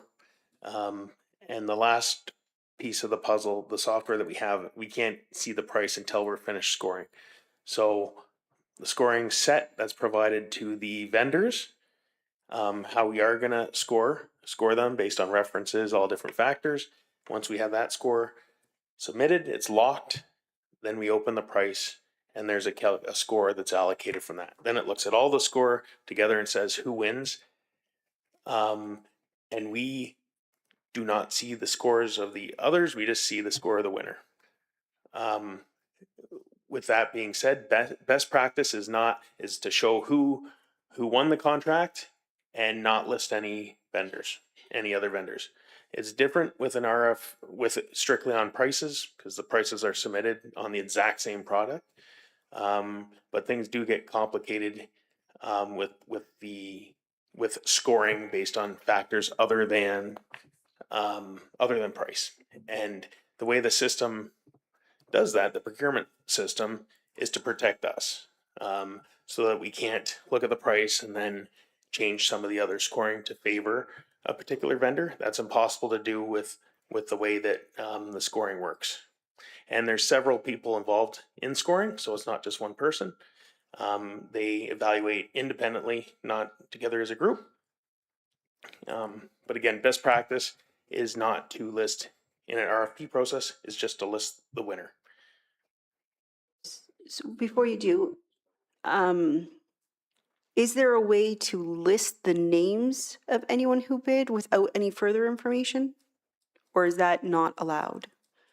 Without, again, I know this is very cautious of what information can be disclosed, and really the only conflict would be is if you were giving it to someone, so we know who is being awarded, but maybe, is there more information we could provide? I'll look into if we're allowed to list the names of who bid on it. Like, obviously, I know we can't list the scores. Best practice is not to list any of the names, but I'll look at if we can. I don't want to give an answer and that yes, we can, and then come back and say, oh, actually we can't. So. Yeah, you kind of answered my question. I understand. I'm not interested in the bidding process. I'm not interested in what the score was or what the financial part of it is. Just strictly, as the mayor had indicated, who's involved with it, because I want to stay a mile away from any sense of conflict. So is there something maybe the clerk can help us with this, or our legal counsel? Is there something that we can find out so that I can do the right thing, basically, is what I'm getting at here. I'm sure if we're not supposed to put it in a report, maybe in a public report, maybe we could say, hey, here's people who bid on it in an email so that you can declare a conflict at the beginning of the meeting. But I'll look into that for you. Yeah, if we can look into that. I don't like the idea of sharing it with council and not sharing it with the public. So let's look at what we can do, and then we can kind of report back to council and decide what's required from there. That's okay. Okay. Councillor Carrick? I just want to throw my 2 cents in about that. And I'd like to see everybody who bid, but at the same time, the process seems to work. And if there's a bidding score where it's out of 100 and each apparatus or each thing's worth 10 out of 10, whoever you put in with there, they all bid on it. And that's what comes to the total number. I'm a little afraid of having to know who's in there if it comes in a report, because whoever didn't get it could run around and say, well, this is what my bid was. And how dare they? And I could have did it for a lot less. So that really pits a lot of animosity and some potential danger for us as a whole too. So the process the way it is right now seems really good at the end of the day. It protects a lot of people and everybody, and whoever gets the highest score gets the job. So I don't see too much more to go offline from that. And I don't want to know the other people at the end of the day, because I don't want 4 or 5 of them running around saying, well, I bid and this was my bid price. I don't want to set that up for us or even the town. That's how I feel. Thank you for allowing me to speak. The RFP process, request for proposal process, is a little bit different than request for tender process. A request for tender process is a final design with real detailed specifications. Everyone knows that they're bidding on an apple. So we want to buy an apple, please give us a price for an apple. A request for proposal is a document that gives some generalities of what we are looking for. It's up to the proponent to come with their trade secrets, with their expertise to give us a proposal that meets the best intent of our document. And then they take that information. So then that's all that information is separate from the price. We go through a technical scoring process for that process before we even looked at price. So all bidders are scored based on the technicalities of meeting the intent of our RFP document. Like I said, it's a little bit tricky because the process is one vendor, one proponent may provide something differently than somebody else, and that becomes difficult trying to decipher the difference between vendors. But in the end of it, when you value their technical scores, it is the technical score that comes forward, and then you have to meet a certain threshold in order to open up the price side, and then you open up the price side, and it combines the 2 scores together. And so that's why you see a request for proposal is a little bit different, because the process really asks the proponents to do the design in advance. And so they have spent some time doing that. They've spent some time preparing that. And so it's really separated out from a request for tender, because it's letting the proponents put forward their best effort and their best design and what we have to pay to achieve that. And so someone may come along and have the highest technical score, but when we open up the cost side, maybe the highest cost. And so that adjustment happens when that occurs. So it's a bit difficult, but certainly we can get back to council through a review of the procurement and kind of try to explain that a little bit better in a formal report so that we can understand going forward.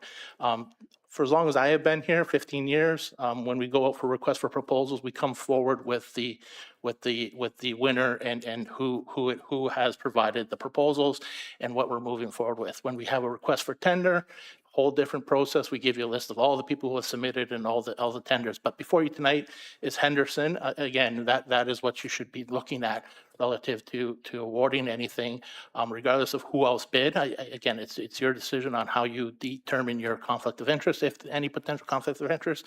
But certainly tonight's request before you is Henderson, and so hopefully everybody knows who is represented through their processes and can make the decision relative to conflict of interest. Thank you. Councillor Richo Spagnola. Thank you, through you to Mr. Beggs. Are all of the parks in LaSalle done, have been done strictly by Henderson, or has there been a variety of other vendors? There's a variety of vendors that have been used over the years. We do have quite a few Hendersons, to be honest, but definitely some different vendors. Like one in particular, the Volmer Complex Playground was not done by Henderson. Any other questions, Councillor Reno? Just one question that goes to both Mr. Beggs and Dale as well. About 10 years ago, at budget time, it came to us that we were going to be replacing Front Railroad Park with engineered fibers. And at the time, it was a really rough day, and we were taking out a rubber surface to put in wood fibers. And I believe we dedicated extra funds that year to move forward so that every number of years we would be able to do a signature park. So my first question is that, are we keeping up with that surplus, knowing that 10 years later everything costs more than it did? Are we beat back down to the point where we probably can't afford another rubber surface? Or are we keeping up with that in our inflationary costs each year? My second question is, what would the next signature park be that we should look forward to? I'm not looking for a timeline or anything, but if you tell me it's Front Road or if it's Volmer, just to give people an idea, because I think your explanation earlier about which ones get rubber was spot on and people can understand that, but just give us an idea what a signature park looks like and what the next one we should expect to see. So I'll go to Mr. Langlois first for the question number 1. Thank you for the question. You're correct. About 10 years ago, there have been a lot of accessibility standards and requirements that have come out, not just with parks, with everything, whether it's our website, whether it's, street crossings, street lights and whatnot. So back then we did start allocating, it was $50,000 a year, build up 25 or 50,000 into an accessibility reserve to help fund some of these requirements. Now, typically the requirements come into effect. We thought at one point that we had to go and replace everything in 1 year that required it, but it's grandfathered in. As things reach the end of their lives, then you need to replace them with it, whether it's accessible equipment and whatnot. The rubber costs as much, if not more, than the equipment itself. So to do the entire municipality, there'd be a significant increase in the tax rate. So it was determined by the council of the day, the signature parks, the big parks, would have the big rubber base. And then as we replace the other parks, we were proactive. I don't think there's many parks left with the pebbles that we used to have. we weren't required to go in and change it all out just when the equipment was being changed, but being proactive, that the engineered wood fiber, that was done a long time ago. So all the parks are, the grounds are accessible. So the big signature parks that I'm aware of, Mr. Beggs will be able to answer better. I know at the Volmer Center, the big park there, at Heritage Park, and the LaSalle Landing. Yeah, that's correct. And I know that's rubber now. Oh, okay. Because Which one? the LaSalle Landing Park. No, it will. It will be, yeah. Because I remember, I don't play at parks anymore myself. My kids are getting too old to play at them, so I don't. But at the time, because as we developed the waterfront, we're like, this park within the next 10 years is going to be replaced. So why are we going to pay for rubber right now when within the next 10 years we're going to have to destroy it and dig it up? It's kind of a waste of money. So once that is replaced with a different park, that will be the rubber that will be put down there. So with that, I'll let Before Mr. I go Begg- to the second question, I'm going to go to Mr. Morrow real quick. Thank you. I think I was the author of that report that you're referring to 10 years ago. And the discussion revolved around the accessible surface as well as ramps. And so it wasn't just the ground cover, it was the ramps. And this was around the time when we did Heritage Park. And so that was, the thought process is as we do some of these signature parks, these larger parks, that is when the playgrounds get replaced and when we introduce ramps for fully inclusive playground equipment. When you introduce ramps, that's when the rubber surface is really useful. The wood chips, the engineered wood chips are accessible. They're just a different type of accessible. It still allows mobility devices to move on there. Park staff do a great job of maintaining those on an annual basis. They have to go in and till it up, fluff it up, loosen up the ground cover because they do consolidate over time.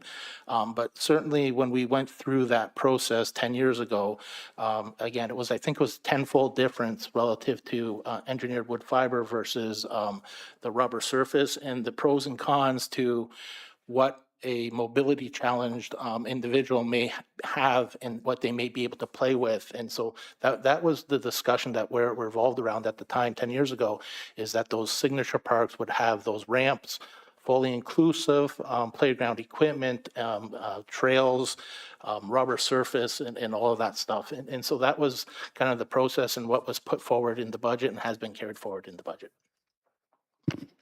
Mr. Beggs? Just supplemental real quick.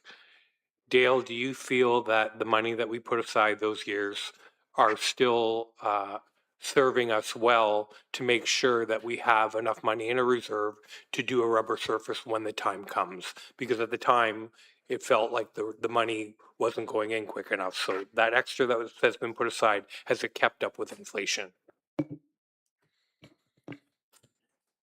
Yes, it's like that money that we're putting aside isn't just for playgrounds, it's for everything else as well. But we're in good shape right now. Like I think we were successful at increasing that 4 years in a row. I think we're putting in approximately $200,000 a year right now into that reserve, and the balance, I'm almost positive that it's over $1 million right now. So we are okay. You know, I think on average it's depending on the park size, but I think it was about $300,000 for the Volmer Park for the rubber component. It is very, very expensive. That's why we can do all the parks, but for the signature parks, I think we're okay with that amount that we're putting in. If we'll keep an eye on it, you know, we'll become aware the next time we do one, and if the prices go up drastically, then we'll request to increase that annual contribution a little bit. Thank you. For part A. Part B, for Beggs. Okay, so I think part B was kind of to go through what is the next park to expect as a signature. So I've just got my list here in front of me. So right now our two main signature parks that are noted in the Parks Master Plan are the Volmer and the future LaSalle Landing Park. So in the not too distant future, and I believe Mr. Mara maybe would have a bit more information on when exactly, but when the LaSalle Landing takes the next step and we build what would be a signature playground down there, what the vision is probably one of the biggest playgrounds that LaSalle has at that signature level. As Mr. Mara explained, with ramps, like it would be the whole 9 yards. That was basically how Volmer was built back when it went in. It has a lot of very interesting features. It doesn't have the ramps. I would note that just ramps don't equal accessible. There's so many different ways that the playground companies make playgrounds accessible now, and I don't like to get stuck in that everything has to have ramps idea, because a lot of times the ramps aren't the most exciting thing for all the kids, and there's a lot of different ways that they can do it now. So that's just on a kind of a side note.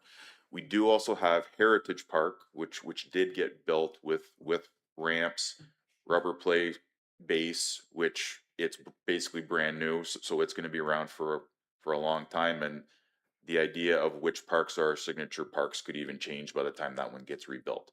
So technically there's basically going to be 3 parks that have rubber play base right now. The next one coming is the LaSalle Landing Park. The existing, what remains of the Front Road Park is nearing the end of its life, so there will have to be some decisions made whether the big one is going to happen relatively soon or what we're going to do with that, but that's another discussion for another day. Then when you move into our community level of park, that's our second layer. There's still very, very good parks, all still fully accessible, but it does drop off and not have the rubber play surface.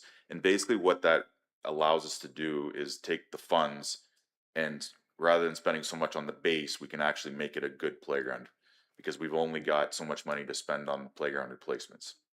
So those signature parks really need to fall at our current budget numbers. They need to fall into that $200,000 range. And if you put a rubber play surface on that, you're just not going to get very much. So that's kind of where that's landed, and that's where some of the thought process went in the parks master planning that identified these parks and laid it all out of which ones are the signature community, neighborhood, and parkette are there. So I hope that answers the question, but if there's anything else, I'm available. Thank you, Mr. It does Beggs. very much. Thank you. Mr. Mara? Thank you. Just to provide a bit further clarification on the playground on Front Road. What we did with that playground as part of the Front Road funding proposal, the $600,000 that we were putting away every year, was we were taking the burden of that playground replacement out of the park playground reserve, and putting it in as part of the LaSalle Landing. So as part of the proposed budget in 2026, and Councilor Reynolds, you weren't here at that time when the new timelines were presented, the playground was identified for a replacement in 2035. That has since been revised to 2041 based on the new funding model of what we have done through the budget process.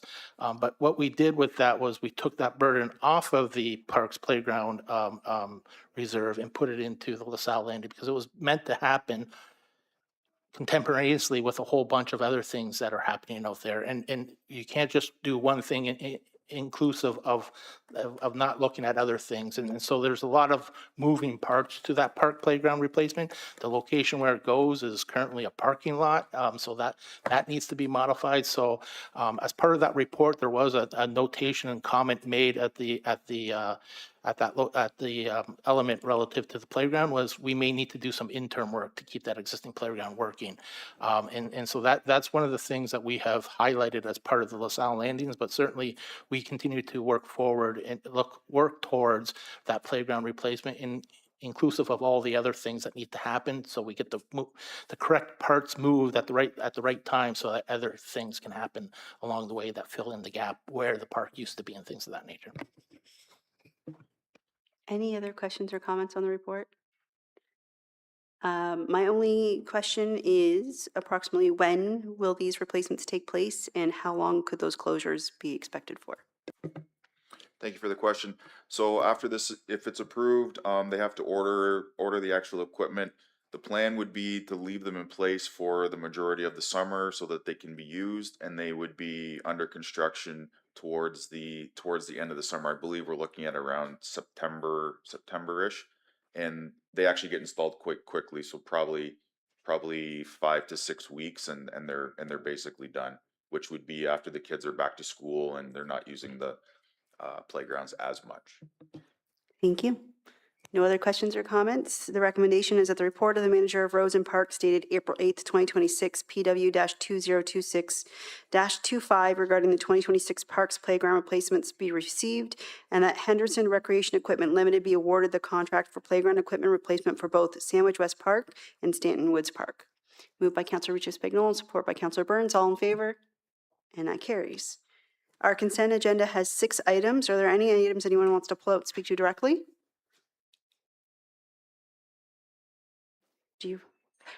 I have one to pull out, if we can pull it out and then move those. So I'm going to pull out item number 3. So if we can approve 1, 2, 4, and 6, and that was moved by Councillor Segan and support by Councillor Regis-Spagnolo, all in favor? And that's carried. So on item number 3, it's the Township of Springwater regarding Bill 100. And I don't know if anyone's had a chance to really learn anything about what Bill 100, but to sum it up, what's happening is Bill 100 would allow the Minister of Municipal Affairs and Housing to appoint a warden for the county. It would not be someone who is an elected official. It would be an appointment of their choice who would come in and would be the warden of the county above the people who are elected. And they'd be looking at giving that person strong warden powers. So I'm looking for support from members of council when reading through some of the information from the associations of municipalities. They're looking for us to send letters to show that this is not something we are in favor of. We didn't get a whole lot of chance to speak out when it came to strong mayor powers, so maybe this is our opportunity to let them know that we don't believe this model is the best thing for a county council. Having an outside party come in and being the warden and also having strong mayor powers is not the most positive thing. So what I'd be looking for is to send our own letter and also support of the Township of Springwater who submitted their letter. And I also have one that I could have put on the agenda at a future meeting, but I think it'd be overkill. So I think we'll see a few of these coming up from other municipalities, but I think we should get ahead of it and send our own letter if council's in agreement with that. I would make that motion and concur with our mayor. Thank you. Okay, it's moved in support by Councilor Regis-Spagnolo. All in favor? And that carries. Thank you. Item J is committee matters. County Council highlights was May 6, 2026 meeting. Any questions or comments regarding those highlights? There being none, the recommendation is just to receive those minutes. Councilor Regis-Spagnolo and Councilor Segan, all in favor? And that carries. Any questions or statements by council members? Councilor Segan and then Deputy Mayor. Through you, Mayor, to administration, I was in contact with one of the officials of LaSalle Stompers Club. And I'm sure you're probably aware that there seems to be a grub issue with the fields. Any idea of what we're going to be able to do with it? I mean, the Stompers is one of the most successful organizations in the Essex County Soccer League with a huge enrollment. And I think we've got to do everything we can to support them. Turn it over to Mr. Osborne. I know this was addressed, I believe, even on social media, but if you could provide some information. Yes, I can provide some information now. We did, as the fall ended and there was a little bit of a grub problem, I believe we were noticing, and then this spring it really became apparent. We've had to do some field, switching some field programming, working with Culture Rec to continue to rest some of our fields as we reseeded them. So that's why some of them are closed. I think there's a couple of the bigger fields that are probably going to remain closed for the rest of the season. But they're playing at another field on site. So that seems to be, the best we could do to try to get those fields back in shape. But to eradicate the grub problem is another another thing that will cost some money. We were planning on bringing forward potentially another council report once we have more information on what that might cost, if it's effective to do this year, or if we, wait till next, like the upcoming budget and address it next year. But it's not something we can absorb in our existing operating budget to address it. So administration is looking at it, and I don't know the exact path as far as council report goals or timing. We're still kind of reviewing some of the information and the research, but we do know about it. Stompers are set up for the season as best we could. And we'll be coming back with something at some point in time if that's any good. But whether it's this in the next few months or potentially at budget time. But if it's appropriate to come back in the next couple months and do something this year still, we'll do that, bring that to council. If it's, not, an efficient use, we won't come to council right away. We'll wait till budget time and do something in 2027. Okay, I'm glad to hear you're on top of it. Thank you. Councillor Burns? I have experience with grubs in 85. They eat your whole lawn. So if you don't do something now, whatever the cost is today, you're going to be looking at one huge price to maybe do 4 or 5 of those fields. So I think that we should get a report sooner than later, and not at budget time. The damage will be done.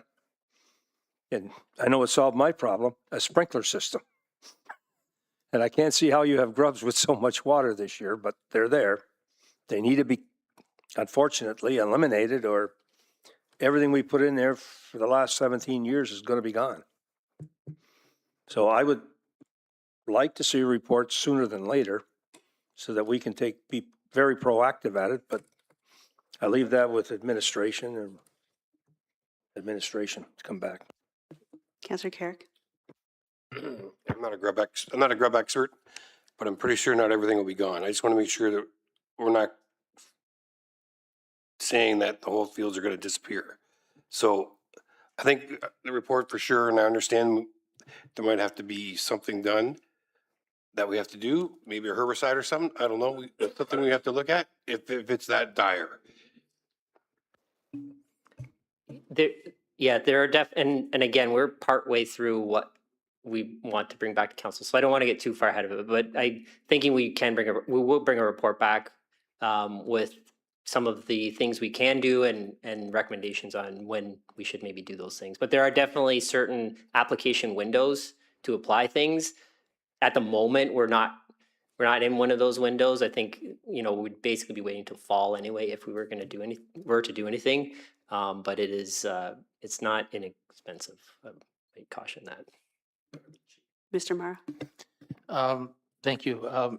Yes, this has been something that's been floated around, and trying to balance getting children on a field that's treated with chemicals is difficult, right? And so, again, for Councillor Burns, treating your lawn is one thing, because you can control. You know who's on the lawn and who's in there, what you're doing, and so the best way to deal with it is no longer available in Canada through the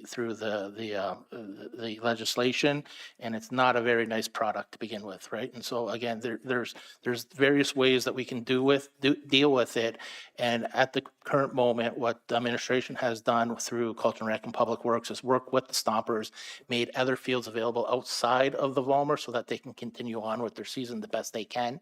But certainly we will come back, and it's one of those areas where we need to take a look at and how to best deal with it, and when to introduce people on there and using it and all of that type of stuff too, relative to what chemicals and what products we're using. So there's a great balance of things that we need to take into consideration. So that's why it hasn't been a rush decision at this point. But certainly right now we have made the arrangements through Stompers and administration to keeping their season moving along. Okay, thank you. Any other questions? We don't have any notices of motion, and we don't have a closed session to report out at this time. We do have just the one bylaw, and that the following bylaw be given a first, second, third reading and finally passed, and that's 2026-036, being a bylaw authorize the execution of an extension agreement with Dawn Elizabeth Tabone for 675 Smith Crescent. Moved by Councillor Richo Spagnolo and support by Councillor Burns. All in favor? And that carries. Our confirmatory bylaw 2026-038 be given a first, second, third reading and finally passed. Councillor Segan and Councillor Reno, all in favor? And that carries. Your list of meetings below. Thank you for joining us in person or online. Have a good